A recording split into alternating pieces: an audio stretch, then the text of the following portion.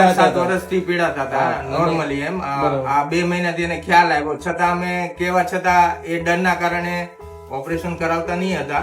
હા બસ આ દુખાવો બહુ થયો ને, જમણી બાજુ પડખામાં દુખાવો હા થયો. બહુ આ દુખાવો હા, થયો. પથરીને કારણે. હા તે હું આખી રાત સૂતી નહીં, હા. રાત બધી. પછી જમાઈને ફોન કર્યો હમ. એ કે આ બા તમને બહુ થાય તઈ દોડો તમે. સારવાર બાબતે બહુ સારી અને સારી રીતના ઓપરેશન થઈ ગયું. 1 દિવસમાં 6 કલાકમાં ચાલતા થઈ ગયા. એટલે કામ બહુ સારું કહેવાય છે. બરાબર. આવી રીતના બા જેવા કોઈ પીડાતા હોય, જે તકલીફ થતા હા, હોય, એ તેને વસ્તુ શું right છે. મેસેજ આપશો? બા અત્યારે એકલા છે, કોઈ દાડે એને હોસ્પિટલ થી ડરતા જ હોય, કારણ કે એકલા હોય એટલે ઘર છોડીને આવવું ને કોઈને કેવું, માણસ એનાથી ગભરાય અને દર્દનો સામનો કર્યા કરે.